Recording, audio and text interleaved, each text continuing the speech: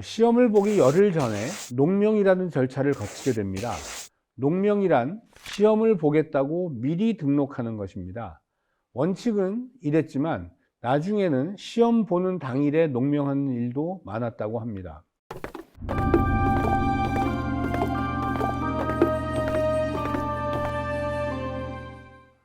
그러니까 시험을 보고 싶다고 그냥 과장으로 하는 게 아니라 요즘 시험을 보는 것처럼 사전 등록을 하는 거네요.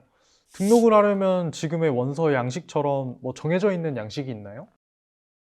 정해진 양식의 응시 원서는 아니었지만 응시생, 즉 수험생이 농명소에 제출해야 하는 정해진 내용이 있었는데 사조단자와 보단자였습니다.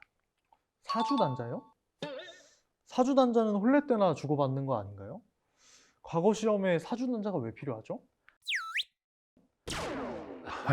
사주단자가 아니라 사조단자입니다. 사조단자는 응시자의 성명, 본관, 거주지와 아버지, 할아버지, 증조할아버지, 외할아버지 등 4대조의 관직과 이름을 적어내는 것이고, 보단자는 육품 이상의 관원이 서압, 즉 서명한 신원보증서입니다. 윗대 관직을 모두 적고 신원 보증서까지요. 증조 할아버지까지 윗대 관직에 진출한 사람이 없거나 육품 이상의 아는 관원이 없으면 어떻게 합니까? 과거 시험을 못 보게 되나요? 그러면 선대가 관직을 했던 사람들만 시험을 봐서 다시 관직에 나가게 되는데 너무 불공평한 게 아닌가요? 그런 것은 아니었습니다. 집안 선대에 관직을 한 분이 없을 경우에 관직이 없어서 안 적으면 시험을 못 보는 것이 아니라 이를 대체할 수 있는 방법이 있었습니다.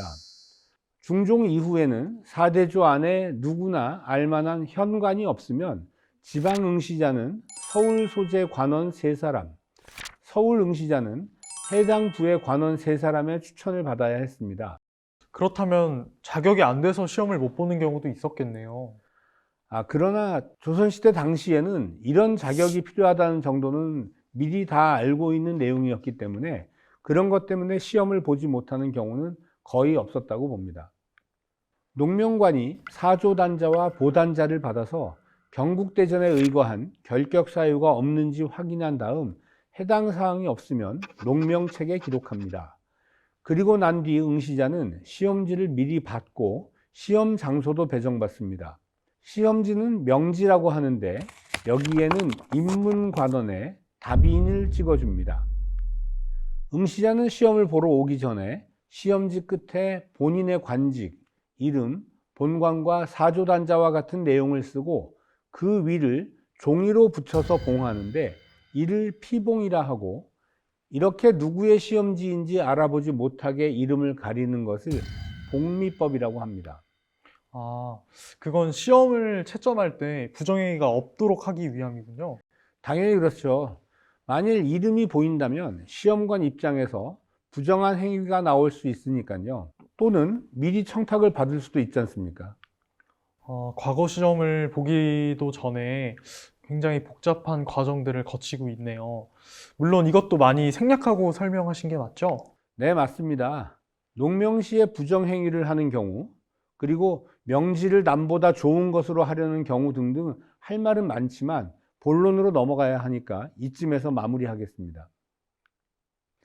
서울시에서는 1994년부터 과거 시험을 재현하는 행사를 시행해 오고 있습니다.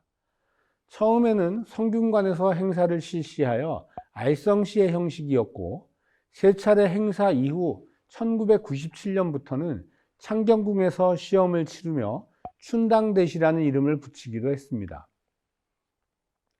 2004년부터는 경복궁 근정전으로 장소를 옮겨 문과 전시라고 하였습니다. 2012년부터는 운영궁에서, 2014년부터는 경희궁에서, 그리고 2018년부터는 창덕궁에서 별다른 타이틀 없이 과거 시험 재현이라는 이름으로 행사를 시행하였습니다. 그러나 이름은 모두 달랐지만 형식은 국조올해의 문과 전시의 절차대로 행사를 하고 있습니다. 참고로 2020년에는 코로나19로 인해서 행사를 하지 못했습니다. 아, 서울시에서 과거 시험 재현을 1994년을 시작해서 아직도 하고 있다고요? 올해로 벌써 28번째를 하고 있네요. 저보다도 나이가 많은데요. 그러면 27번의 과거 시험 재현 행사 중에서 선생님께서는 몇 번이나 참여하셨나요? 저는 첫 해인 1994년부터 20회인 2014년까지 참여했고요. 2015년 이후부터는 개인적인 사정으로 참여를 하지 않고 있습니다. 1994년부터 2014년까지 20회 기간 동안 총 17번을 기획 연출했습니다. 와, 정말 오랫동안 하셨네요.